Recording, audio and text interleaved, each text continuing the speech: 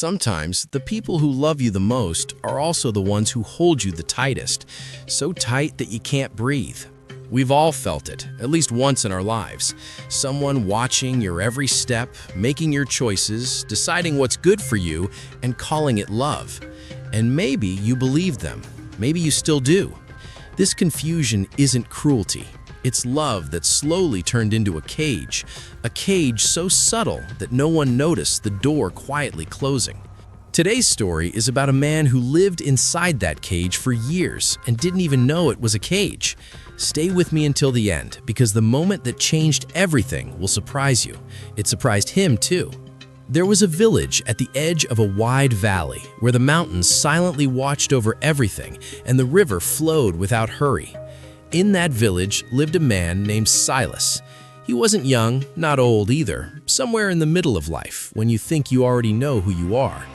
Silas was a good man. He worked hard, he was kind to his neighbors, and he never caused trouble. But there was one thing everyone in the village noticed about him. He never made a decision on his own. Not one. If someone asked Silas what he wanted for dinner, he'd look around, waiting. If a choice came to him, which road to take, which crop to plant, which trade to accept, he always waited for someone else to decide first. People thought he was simply calm, a patient man, but the truth was far different. Silas had a mother named Vera. Vera loved her son more than anything in the world. Anyone who saw her with Silas could see that love clearly. She cooked for him, she worried about him, she spoke for him when he was quiet. She chose his friends, warned him about his neighbors, told him when to sleep and when to wake, and every time she did these things, she said the same words. "I only do this because I love you. I only want what's best for you." Silas believed her. He had believed her his whole life. When he was a boy, Vera had chosen his friends, the right ones, the safe ones. When he grew older, she chose where he worked, what clothes he wore, which roads he walked. She had once stopped him from marrying a woman named Lena, a kind and gentle woman from the next valley. Vera had said Lena was wrong for him, that she saw something in Lena's eyes, a coldness, a danger. Silas had listened. He let Lena go. Now at 40, Silas had never once planted a seed without asking his mother which seed to choose. The village had a name for men like Silas, though they never said it to his face. They called them the tethered ones, men or women tied to another person's will so completely that their own will had gone silent, like a fire that can no longer breathe. But Silas didn't feel tethered. He felt safe. His mother always knew better. She had never been wrong, or so he believed. Then one autumn, a traveler came to the village. He was an old man, thin and brown from the sun, with a walking stick made of pale wood. He asked for water at the well, and Silas gave it to him. They sat together at the edge of the road while the old man rested. They talked about simple things, the weather, the harvest, the river. But then the old man looked at Silas in a slow, careful way, as if reading something written in tiny letters. The old man said, "You have a good face, but your eyes look like they're always asking permission." Silas laughed. He said, "That's a strange thing to say." The old man didn't laugh. He asked, "What is something you wanted to do once, but never did?" Silas opened his mouth to say nothing came to mind, but then something did. It came quickly, as though it had been waiting behind a closed door for a long time. He thought of Lena, the day his mother had sat him down and told him, not asked, told him that Lena was not the right woman for him. Silas remembered the tight feeling in his chest, like a rope pulled too hard. He had pushed that feeling away. He had trusted his mother. He had let Lena go without a word. The old man was watching him, waiting for an answer. Silas spoke slowly. "There was a woman I wanted to marry once." The old man nodded, as if he had expected exactly that answer. He asked, "Why didn't you?" Silas replied, "My mother said it was not right."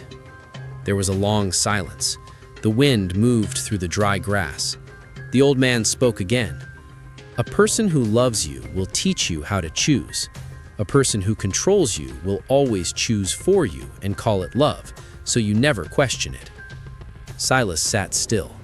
He wanted to say the old man was wrong. He wanted to stand up and walk away, but his legs didn't move.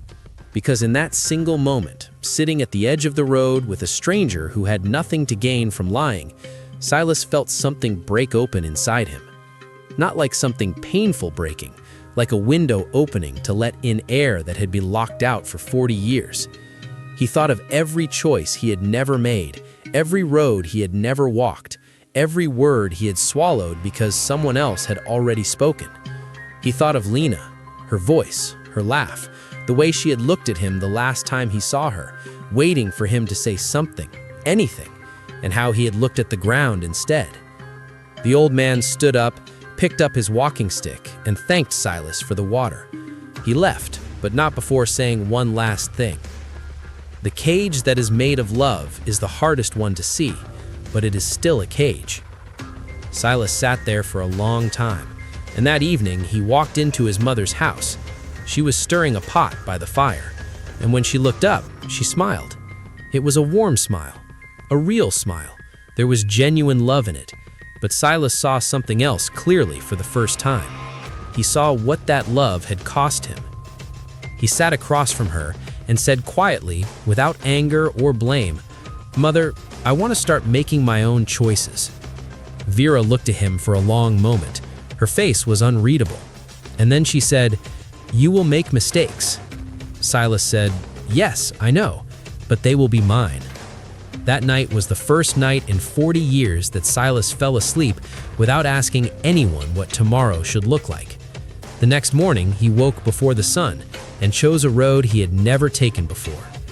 It was a small step, but it was his. Here's the truth this story holds. Control is not care. It looks like care. It feels like care sometimes. But real care gives a person room to grow, room to fall, room to try, and room to become themselves.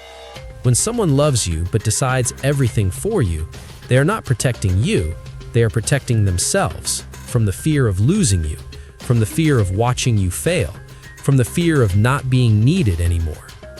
Think about the people in your life right now. Is there someone who makes your choices and calls it love?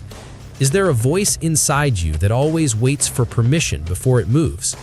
That voice belongs to you. It has always belonged to you. Real love says, "I believe in you."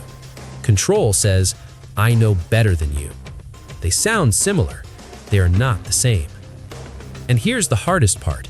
The people who control us often love us deeply. They are not villains. They are afraid. Understanding that does not mean you stay in the cage. It means you can leave with compassion for them and for yourself. You are not being selfish when you reclaim your life. You are being honest, and honesty, in the end, is the truest form of love. If this story opened a window in you, even a small one, then it did its work. Share it with someone who might be living in a cage they cannot see yet. Leave a comment below and tell us one choice you're ready to make for yourself today. Not tomorrow, today. Subscribe to this channel because every story we tell here is a key. You decide which door it opens.